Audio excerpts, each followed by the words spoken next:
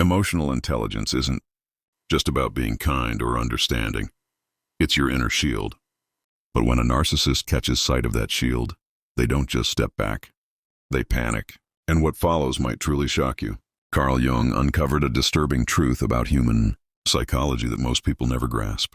He found that when someone's psychological defenses are challenged, they don't simply retreat, they escalate. And this escalation becomes most dangerous when a narcissist realizes they can't manipulate someone, especially someone who's emotionally intelligent. But here's what Jung never fully revealed: the final phase of narcissistic manipulation. You see, when a narcissist discovers that your emotional intelligence makes you immune to their usual tactics, their response unfolds in three distinct stages. The first two are fairly recognizable, but the third? It's disturbingly calculated, and so subtle. Even emotionally aware individuals often fall victim. Stage one is what Jung might describe as the initial probe. This is where the narcissist tests your emotional boundaries through small, seemingly harmless manipulations, love bombing, guilt-tripping, or sneaky insults disguised as humor.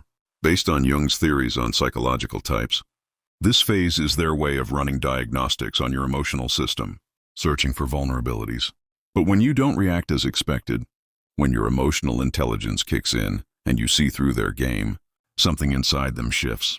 Jung explained that narcissists operate from what he called an inflated ego, a distorted state where they genuinely believe they're superior. So when they meet someone who won't play along, they experience a deep psychological blow, what Jung referred to as a narcissistic injury. That injury launches stage two, escalation. Suddenly, the subtle manipulation becomes bold and aggressive. The love bombing disappears. The playful jabs turn into direct attacks. Jung discovered that this escalation has two purposes. It tests your resilience and punishes you for having it. The narcissist pushes harder, hoping to break your emotional intelligence, while resenting you for having it in the first place. But here's where most people get it wrong. They assume that if you don't crack under pressure, the narcissist will simply give up and move on. Why waste energy on someone who can't be controlled, right? Wrong. Here's the insight that changes everything. Narcissists don't just crave control. They need to destroy what they can't control. And your emotional intelligence? It's the one thing that terrifies them most. It becomes their obsession, their target. Which brings us to stage three, the final, most insidious tactic. Jung called it psychological projection. But in the hands of a narcissist, it becomes something far more malicious. When they realize they can't break your emotional intelligence head on, they go after something even more dangerous, your perception of reality. According to Jung's work on the shadow self, narcissists, often disconnected from their own inner darkness, will begin attacking your confidence in your own insight.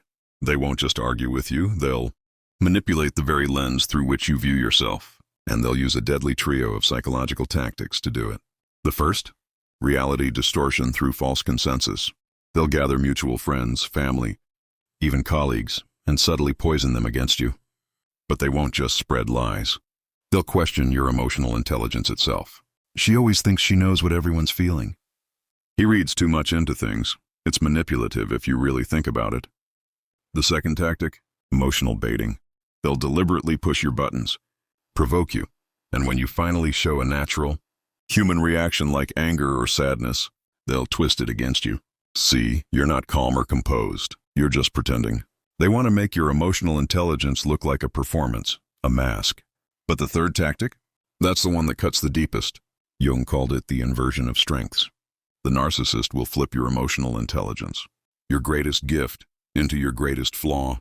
They'll say things like, "You analyze people too much. It's exhausting. Your need to understand emotions is just another way of controlling people. People don't admire your empathy, they just pity you." And here's why this strategy works, even on emotionally intelligent people. Jung noted that our greatest strengths often stem from early wounds. High emotional intelligence isn't always just a gift. It's a survival skill. Maybe you grew up in chaos. Maybe you were always the sensitive one in a harsh world. The narcissist targets this exact origin point. They're not just trying to destroy your skill. They're aiming straight at the part of you that developed it. They want to make you feel like the very thing that protected you is now destroying you. But Carl Jung also uncovered something powerful about fighting back. The key: don't defend yourself. Don't argue. Recognize the pattern. Jung said, "When you can see the psychological game being played, you've already won half the battle."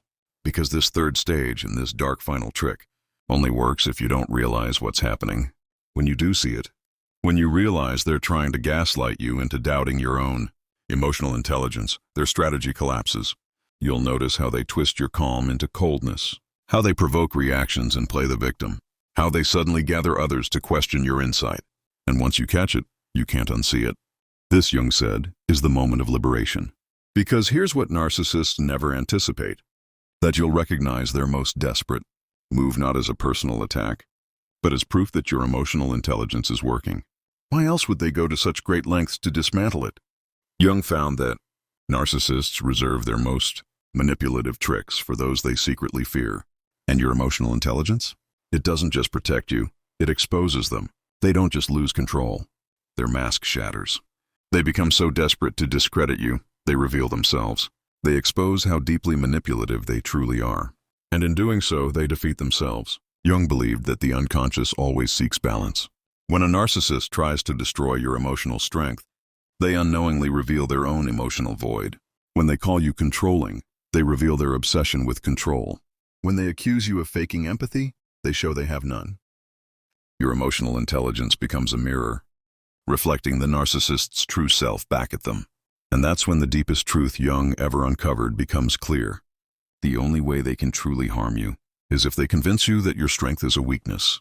But now you know. Now you see the pattern. Now you recognize their final desperate trick. And you understand, if your emotional intelligence weren't real, they wouldn't try so hard to destroy it.